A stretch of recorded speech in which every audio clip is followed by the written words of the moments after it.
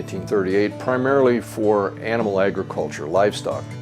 And Gallagher developed a technology which is called low impedance technology, which has the ability to send the power down the fence and have it unaffected by a load on that fence and still deliver a significant shock to the animal. There's a world of electric fencers out there that are not low impedance. You'll see them listed as solid state or continuous current, but they're not a low impedance energizer. And when the weed load gets up on the fence or it gets wet, it's shorted out and you lose your effectiveness. So there is a significant difference in the technology of how we control that animal. There's two problems that we found in the wildlife industry that we've addressed and tried to solve with our product. The first one of those is food plots. With the serious wildlife managers, we found that they go out and they spend a lot of time and a lot of money and a lot of effort putting in great food plots. They spend a lot of money on seed. They work the food plot, they bring the pH up, they get it planted, they get it rained on, and then it never gets above 3/8 of an inch high, which we call really lip high. And they get frustrated and they say, brand X didn't work. Well, reality is it's all about managing the deer and keeping the deer off of that food plot until the food plot has grown up to a usable and sustainable height to allow the deer to come in. We can come in with an electric fence system and we can control that white-tailed deer, keep the deer off of the food plot until the food plot is up to the proper height. The exciting thing was, as we got into this and we wanted to refine our fence design, do a lot more research on what it really took, we've aligned with the Deer Channel to do several projects with them, both on feeders and food plots, and also with Dr. James Kroll from Nacogdoches. I'm here in one of our test plots at the Institute for Whitetail Deer Management Research in cooperation with the Deer Channel, and we've been testing out fence configuration used by Gallagher Fence Company. In this case, the application is to protect a food plot from the deer until it's established. So we were very much interested in testing this particular fence configuration. This one I really like. It's got an outrigger and then it's got two lines inside, about 3-foot offset there on the inside of the plot. Now, as I said, this is one of our research plots, and this one is in an area where we control the deer density. In this particular area, we've got about a deer to 3 acres, and so that's a high deer density. And we figured, by golly, if this fence will work in a high density deer area, it'll work just about everywhere. This particular plot here is a chicory and cowpea plot, and our design is this. We have an area that's protected from the deer using the electric fence. Then adjacent to it we have what we call in science a control area that has no fence around it. They've all been treated exactly the same way, same seeding rate, same fertilization, everything is the same except the presence of the fence. Now what I'm seeing, this is May 23rd, 2008, what I'm seeing I'm really excited about is that we've got a tremendous crop of chicory and cowpeas inside this plot.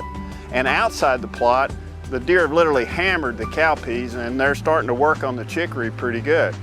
Now that's a great thing because what we can do now this crop is established, especially the cowpeas, once they get up to the stage where they've got multiple leaves, then they can fend for themselves and withstand heavy deer browsing.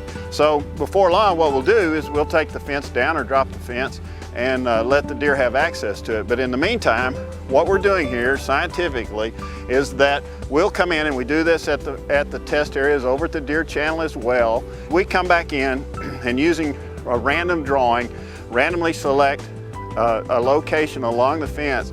Then we go in a set direction and we put down a test plot, and then we count the number of stems in that test plot, the height of the two cultivated plants, also measure utilization.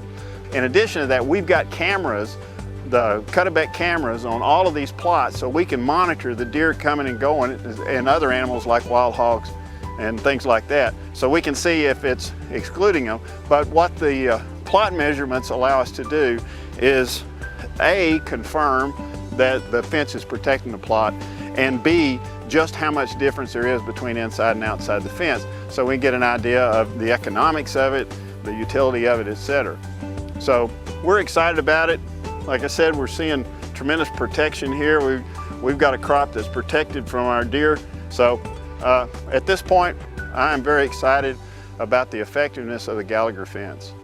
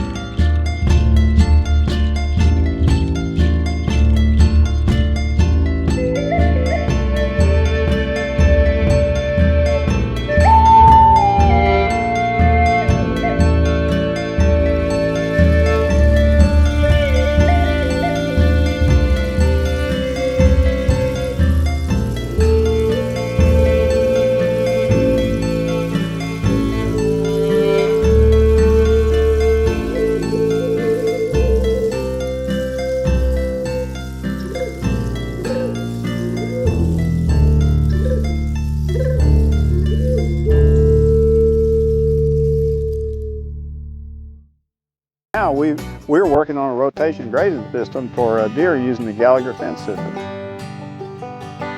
What is great about the Gallagher fence system is it not only applies to management, but it also has tremendous applications to hunting, because you can erect a Gallagher fence, grow a food plot, keep the deer out of your food plot through most of the growing season, then just prior to hunting season, take the wires down, and you've got yourself a highly attractive food source for your deer, and you're going to make your hunting a lot more effective.